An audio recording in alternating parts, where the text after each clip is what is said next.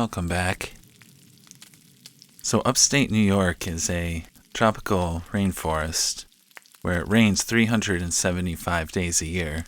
That's a real fact. You can Google it. But lately it's just been really hot.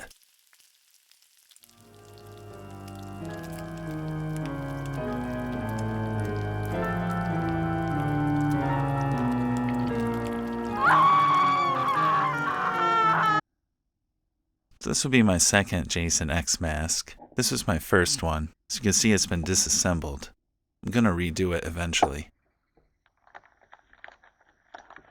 Let's get started. Got this top-notch hawk. And I wanted to start with a clear one. You'll see why later. And there's a lot of damage on this thing. See, I've used a Sharpie. And I wanted it to be a little thinner as well. So of course we're reshaping it. I used Gorilla Tape here to get the proper shape. And the Gorilla Tape, it'll heat up and move, so. This is looking a lot more like I want. And I got that idea from looking at the Kerner reference, of course. And it is almost too hot to spray paint out here. It takes a long time to dry in this kind of heat. It's humid as well.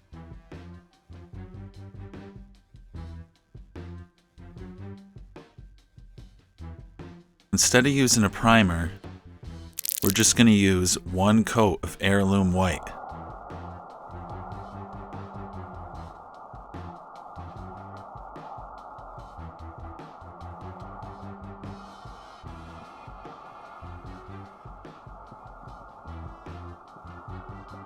Because I want to be able to chip through it and see the black behind.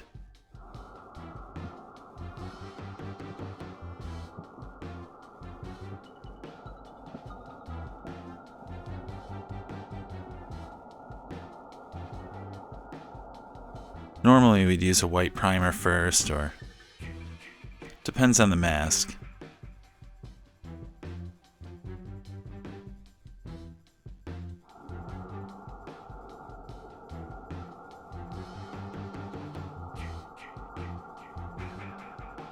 But since I'm only doing one coat, I'm being careful here to make it one thin and even coat.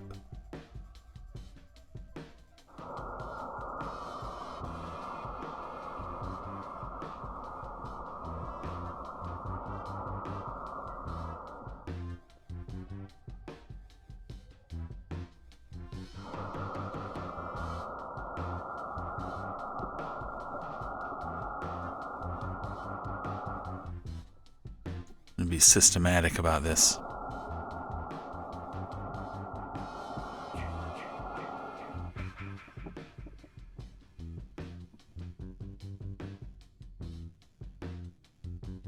Take that paint, bitch.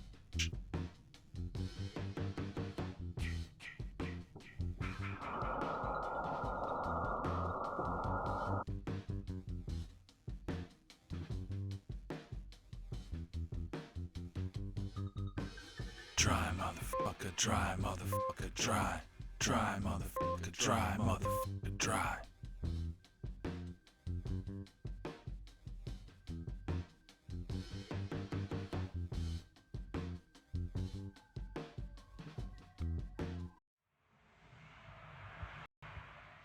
Get back to work. So I did some scratching in the paint once it was dry. And these are not random scratches. Each one is carefully placed. Really, when you're doing the scratching, you don't want to go overboard. And of course, there's the deep scratches that are specific kind of marks in the mask.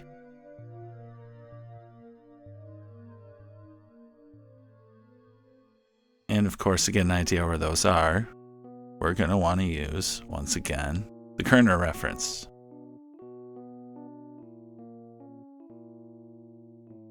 Here's our first layer of paint.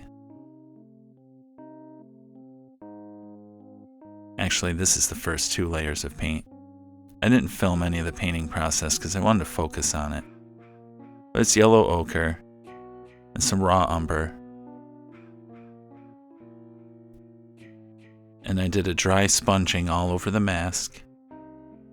Also, you can see in the cracks, I used a wash. Definitely a lot of thin, watery paint went into the cracks here.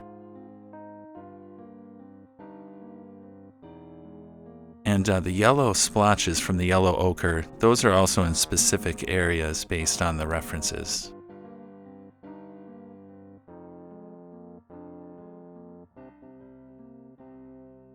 Here I've done the chevron. That's a crimson and a black mixed together. I did a lot of chipping on the chevron as well.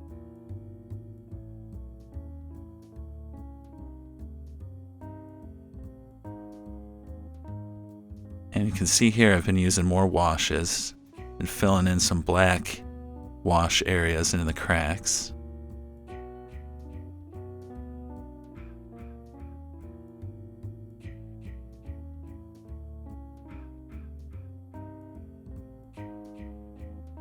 It's looking like it might almost be done. Definitely sponged over it with a darker color. Just a light sponging over the entire mask. Just to dirty it up some more.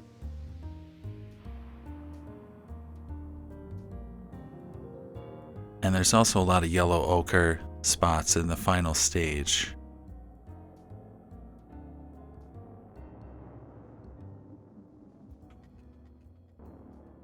Doing the straps was really something.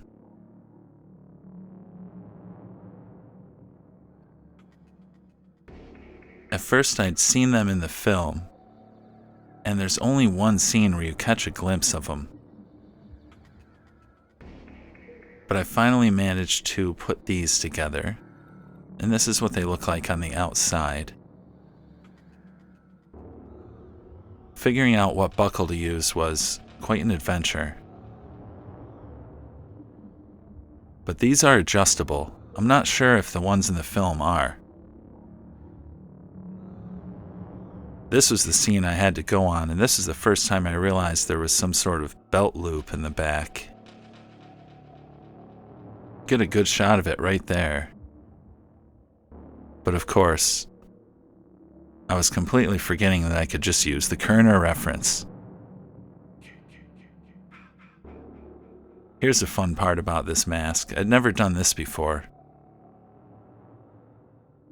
But to get these measured out, I pressed the foam into the mask really hard until each vent hole would show through. And then I poked a little hole where they were in the center. And then I used a soldering iron to melt a hole through each part. And that was kind of hard too, because you have to do it really fast. Otherwise it'll shrink up too much. So some of these had to be remade.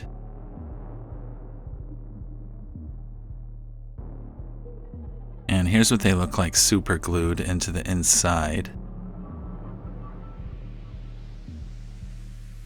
They don't need to 100% line up, but as you're doing the super glue, it's good to move them around and look at the mask from the outside.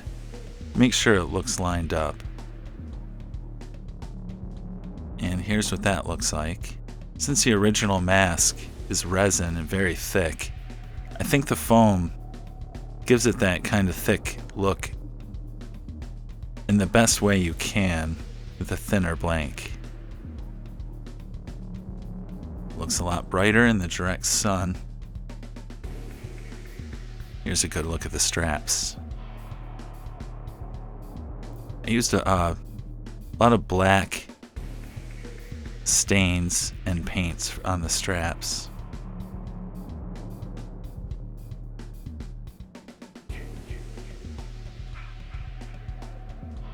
And of course the straps use pop rivets to attach to the mask. I aged those as well.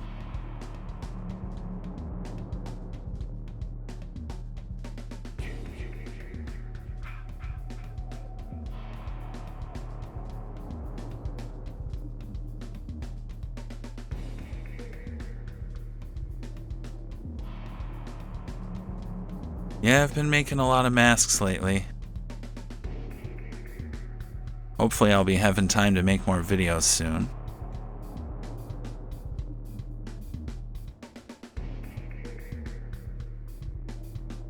Shouts out to John, super appreciate you getting this one.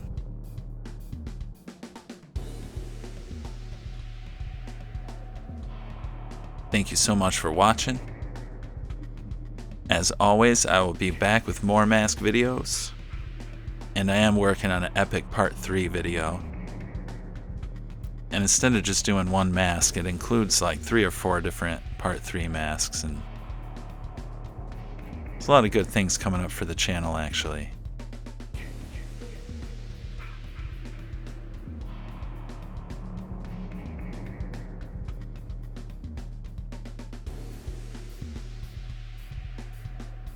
And we're almost getting to the end of the film masks. And as always, if there's any masks I haven't done that you'd like to see, please leave a comment about that. There's a good chance we'll be doing them sometime soon. See you next time.